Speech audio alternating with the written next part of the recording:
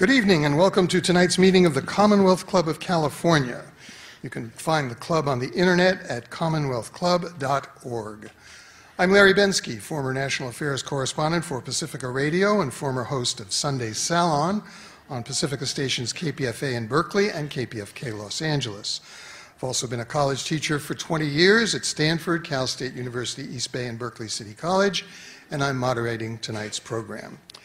It's an honor and a privilege and a pleasure to be here tonight with someone I spoke with on the radio many times over the years, Dr. Noam Chomsky, Institute Professor and Professor Emeritus of Linguistics at the Massachusetts Institute of Technology and author most recently of the anthology, The Essential Chomsky. Welcome to the Commonwealth Club, Noam Chomsky.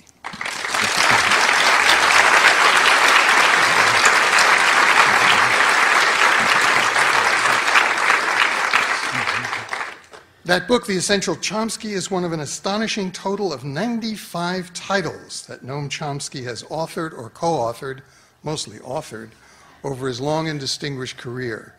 His academic background is, of course, in linguistics, which he studied and taught at MIT since first joining that distinguished institution in 1955. Dr. Chomsky has received no fewer than 33 honorary degrees and has spoken to major audiences and conferences all over the world. I first met him sometime in the early 1970s when he and I were both participating in a rally opposing United States government intervention in Vietnam, and we'll be, I'm sure, discussing that era and its relation to the contemporary era tonight. First, though, I wanted to begin by asking you, Noam, and I'm going to presume the Noam not out of a false sense of familiarity, but because we do go back a ways. There was an article the other day in the New York Times, you may have seen the headline, MIT taking student blogs to nth degree. And a student was quoted in paragraph 2 as saying, MIT is the closest you can get to living in the internet. As you know, there's a great deal of pulling of hair and gnashing of teeth on the part of journalists and journalism people these days about the decline and disappearance of newspapers, the shrinking content of newspapers. Are we going through a phase where so much attention is changing from the traditional means of information delivery to something else that we should be concerned that something vital to democracy is being lost? Or is this just another transformation as we see from time to time over the centuries in the way that people get information from each other? I think something's being lost. We can all, put up blogs on the internet and express our opinion. It's a good thing, but there have to be foreign bureaus doing inquiry and domestic bureaus. Somebody's got to be researching. Now, I don't necessarily admire the way the major media do it. I think there are plenty of flaws in that, but nevertheless, it is a source of information that can't be duplicated by people at their computers. You can get access to a wide range of information, but even that is based on reporters on the ground, and if they're gone, a lot is gone that can't be replaced. But nevertheless, the bloggers at MIT, or people in this room, or people listening to us on the radio, now have access to a greater range of contact with other human beings on the planet all over the place, and can get input and information that you have so elegantly written about over the years is filtered out of the mainstream media. It's filtered out, but contact with people on the ground is not going to replace that. There are many things that are happening right now that are critically important that you can't find in the major media. I could give examples, but contacting people in other countries is not going to provide that information.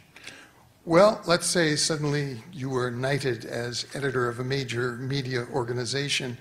What would some of those places be that you would want to see more reporting done from? Well, I see you have something there about will Iran get a bomb? Yeah. Okay, there are countries that... He busted me, I read Newsweek. Yeah, Newsweek somewhere, yeah. It's a good question whether we could discuss that question, whether Iran will get a bomb. But there are much more important questions. For example, about a week ago, here's something I learned because I was in Mexico. In Mexico, they have an extremely good newspaper, La Jornada, maybe the only real independent newspaper in the hemisphere. They happened to run a wire service report, which turns out is all over the wire services, which has not been reported here to my knowledge, namely that the International Atomic Energy Agency passed a resolution, not about Iran, those are the ones we hear about, usually inaccurately, but they passed a resolution calling on Israel to join the Non-Proliferation Treaty and to open up its nuclear facilities to inspection. Well, the United States and the European Union tried to block it, and when they failed to block it, they voted against it, but it passed anyway. Well, that's really important news, especially with the hysteria about maybe Iran is concealing something. There was a report 2 or 3 days ago in the Washington Times that President Obama had assured Israel that they wouldn't have to react to this, and of course they rejected it. Now, that's important news. Or on the same issue, is Iran concealing something?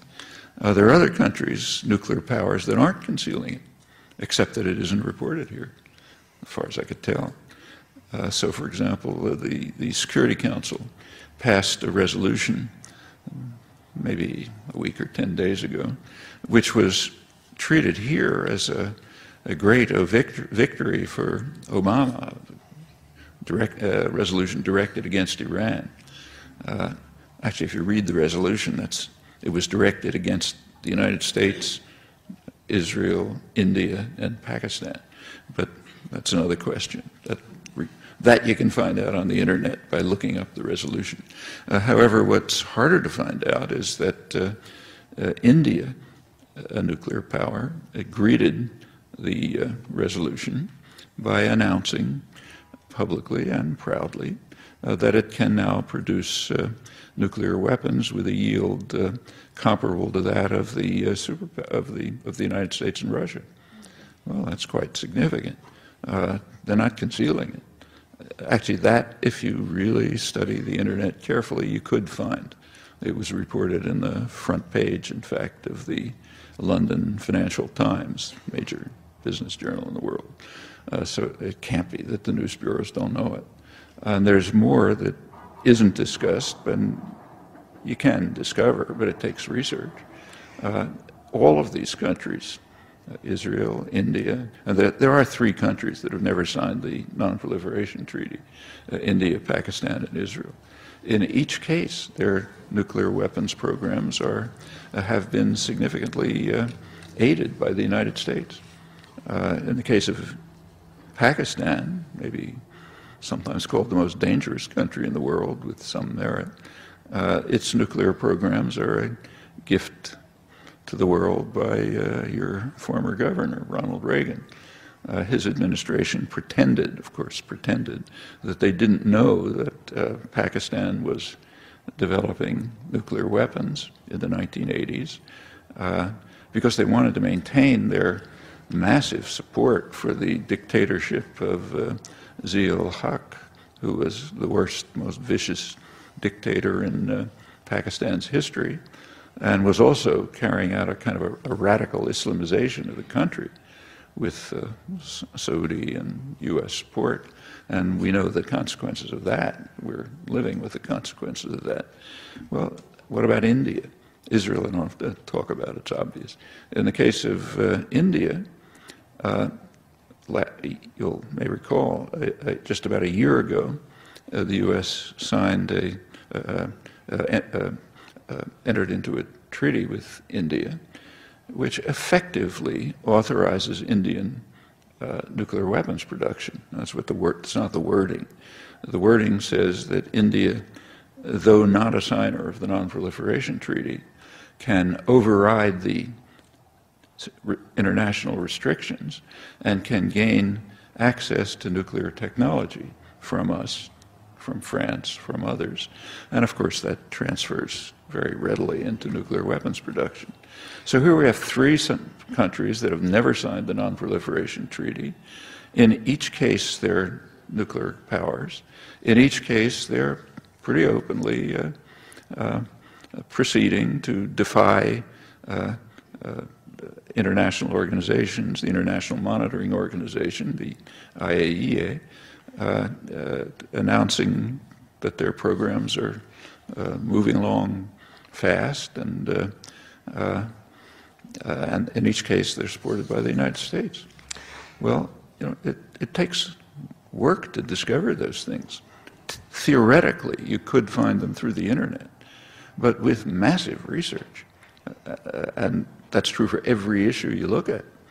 I mean, you could get around the failure of media to present this information if there were live, active organizations which could work together and you know,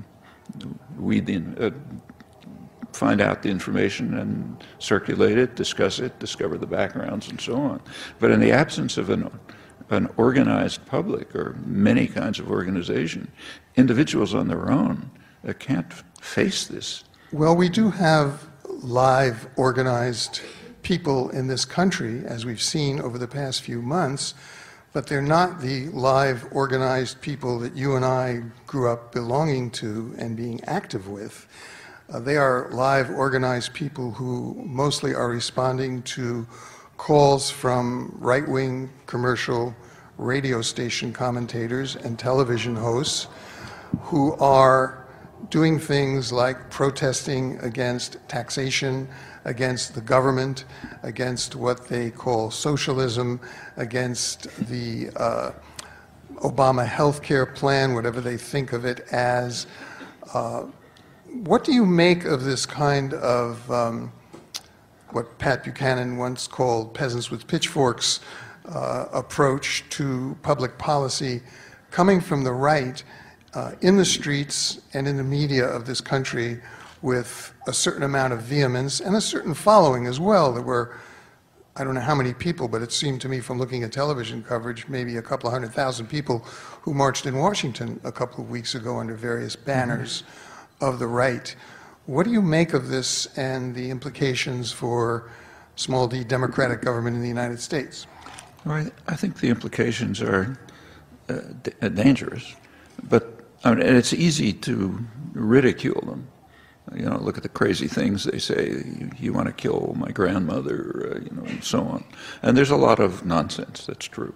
But what we really ought to be asking ourselves is why the peace movement, the left, the activist organizations aren't organizing these people. I mean, a lot of what they're protesting is pretty sensible.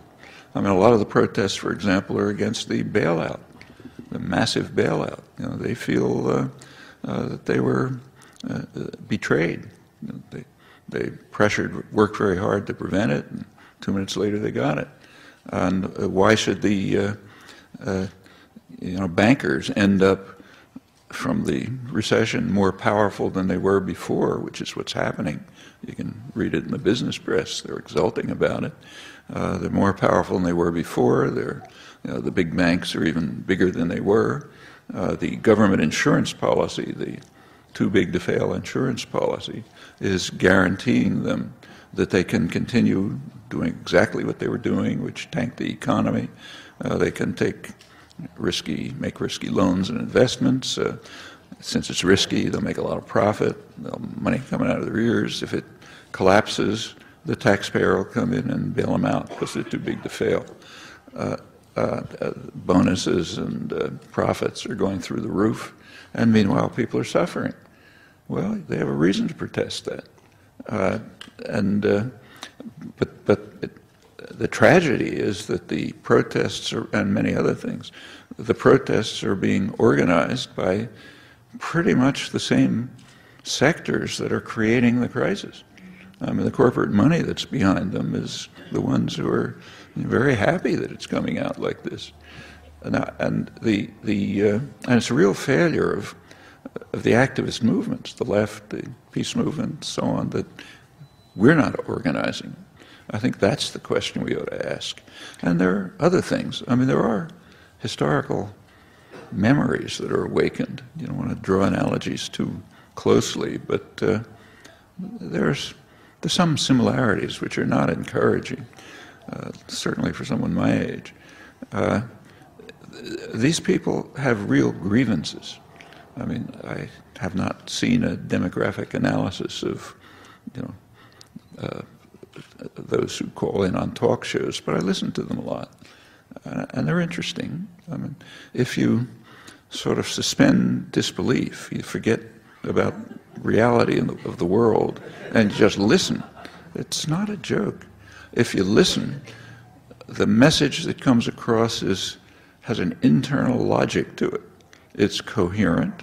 It gives answers to people who want answers and need them and deserve them. They're crazy answers, but they're not hearing any others. I mean, these are people who've, they're done everything right, Christian, God-fearing, take care of their families, and for 30 years they've been shafted. But somebody's got to give them an answer. Why? The media has always had the function in this country of suspension of disbelief, but that has traditionally been called entertainment. What you're saying is the suspension of disbelief has, we've left Edward R. Murrow behind a long time ago, that firewall between the entertainment, the Jack Benny part and Milton Berle part of media, for those of you who go back that far, and the Edward R. Murrow part of media, that wall has come down. And what you're now saying is that the suspension of disbelief is a characteristic of especially broadcast media in all of its domains, supposed entertainment, infotainment, and information. That's happening, but I don't really think that's the main problem. I was not a great admirer of the media in the earlier period.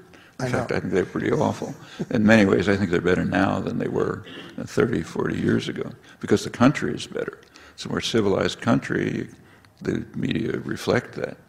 I think I'm not really thinking about the entertainment aspect of the media, though yes, it's significant.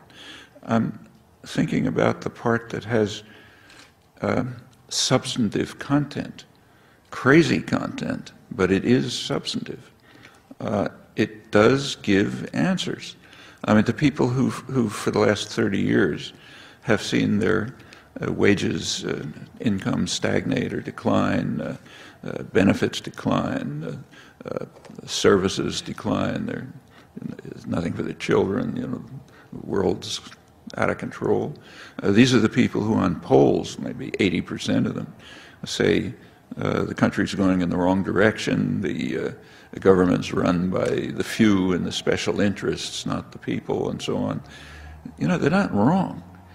This is all happening to them, and the answers that they're getting from, say, Rush Limbaugh, Michael Savage, the rest of them, are, well, we have an answer. The rich liberals own everything. They own the corporations. They run the government. They run the media. And they don't care about people like you. They don't care about the flyover people between the East Coast and the West Coast. They only care about giving everything you worked for away to, to illegal immigrants or gays or something. So we got to protect ourselves from them. And furthermore, they run the government. When they put up a health program, it's not to give you health; it's to kill your granny. And that's an answer to something. It's a terrible answer, but it is an answer. And if you do suspend disbelief, you forget about what's happening in the world, really, it's a coherent answer. Now, they're not hearing anything else. And the memory that comes to my mind, again, I don't want to press the analogy too hard, but I think it's worth thinking about, is late Weimar Germany. There were people with real grievances. The Nazis gave them an answer. It's the fault of the Jews and the Bolsheviks, and we've got to protect ourselves from them. and that'll take care of your grievances. And we know what happened. Germany in the 1920s was, the most civilized, the peak of Western civilization, in the arts and the sciences, highly democratic, functioning democratic institutions. A decade later, it was, the pits of human history. Again, the analogy is it's not close, but it's frightening. And unless an answer can be given to these people, unless they can be led to understand what's really happening to them, we could be in for trouble. Well, let me ask you about the trouble that we may be in for as a race on this planet, not just as a civilization in the United States. Your linguistic approach is sometimes summed up as emphasizing an innate set of linguistic principles shared by all humans. Do we also have an innate sense, do you think, of principles, social principles?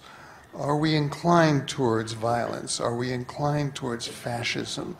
Are we inclined towards democracy? Are we inclined towards anything? Or are those social constructs that can be altered by governments and by media and by general social forces?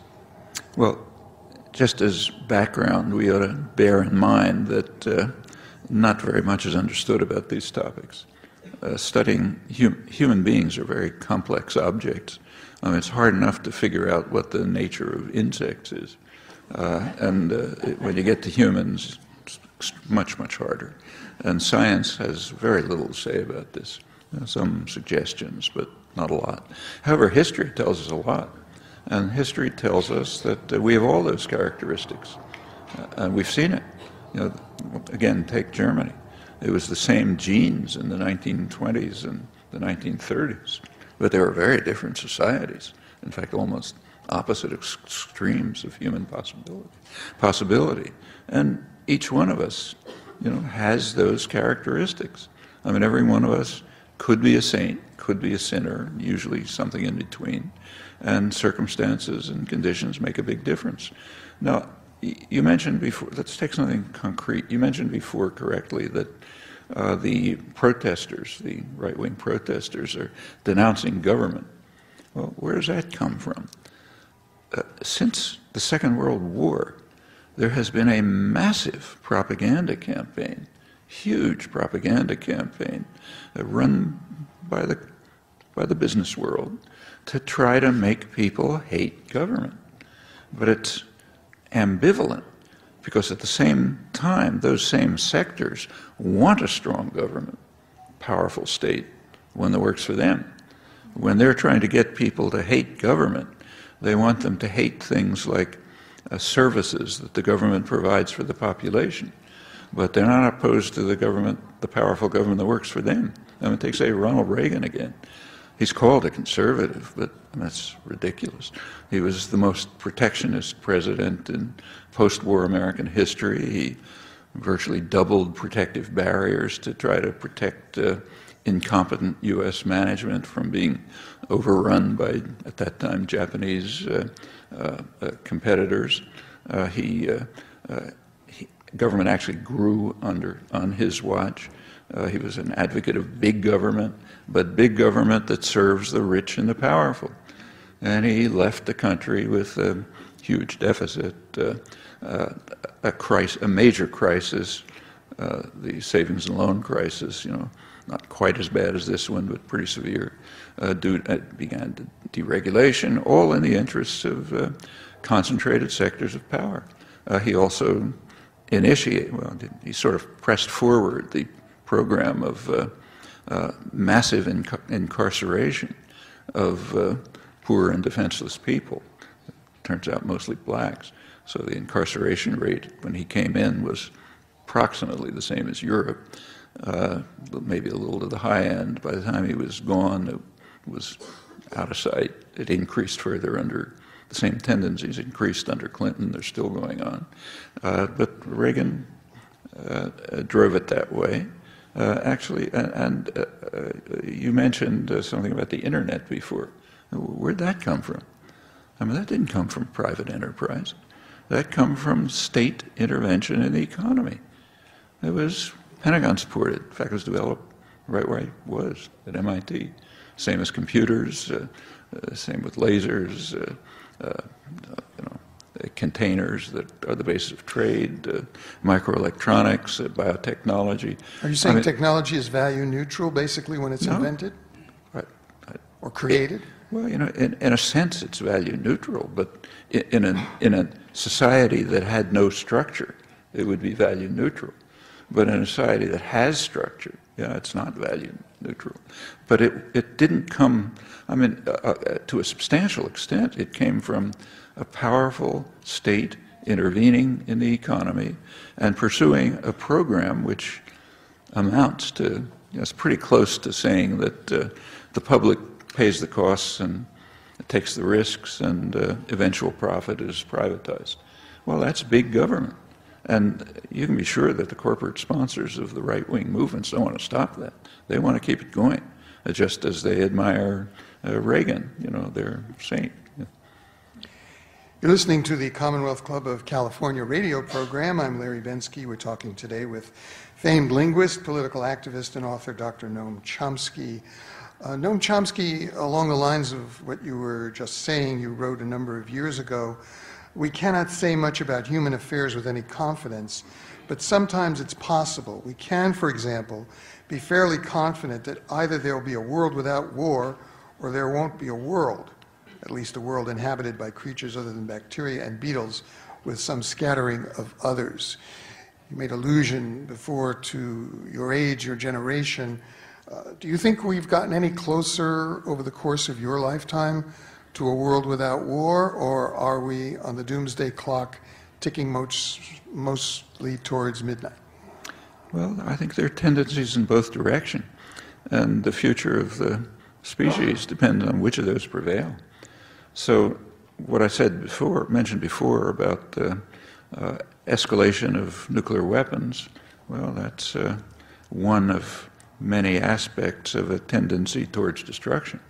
On the other hand, we are a much more civilized society than we were, say, 40 years ago. What do you mean by civilized? Well, let's take some examples. Take the last election, 2008. I didn't happen to like any of the candidates. But 40 years ago, or for that matter, 10 years ago, it would have been unimaginable, unthinkable that the Democratic Party would have two candidates, a woman and an African American.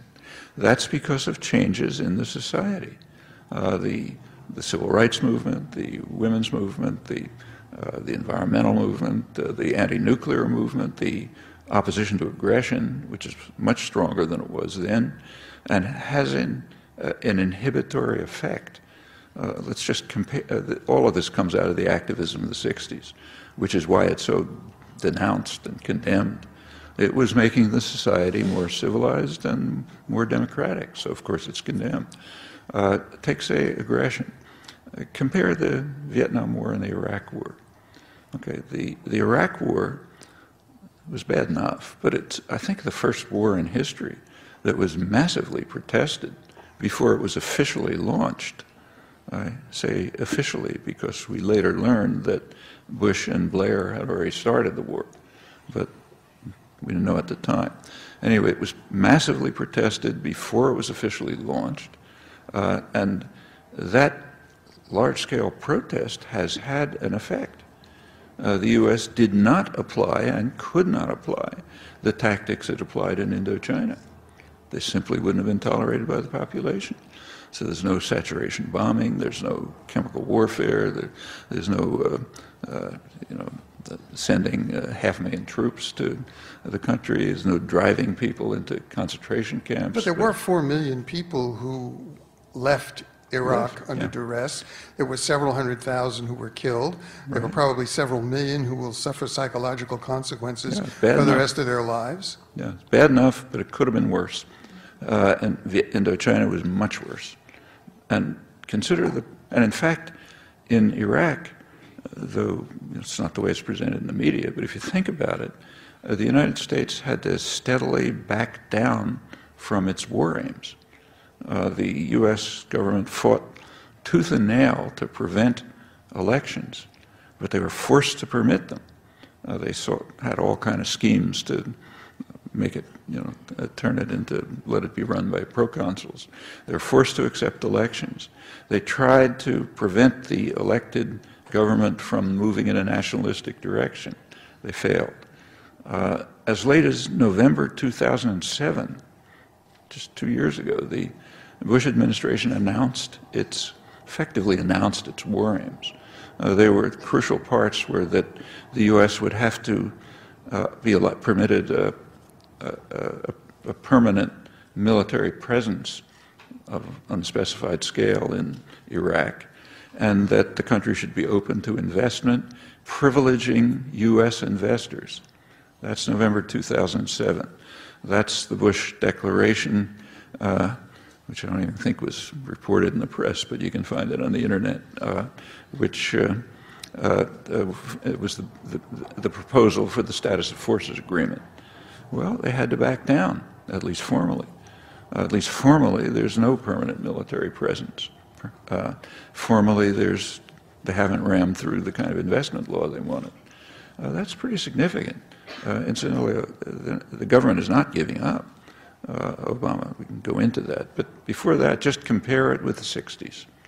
I mean, in the 1960s, there was so little protest against the Vietnam War that most people don't even know when it was launched.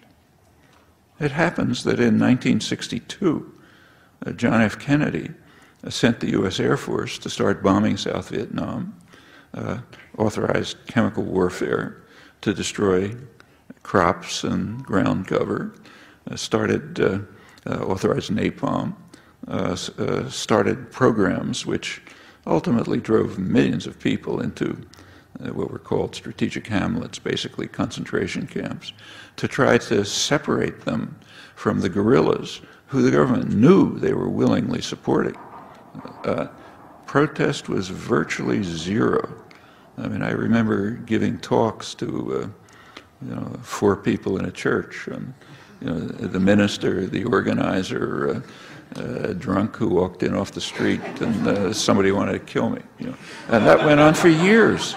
But that's why you and I were involved in things called teach-ins, which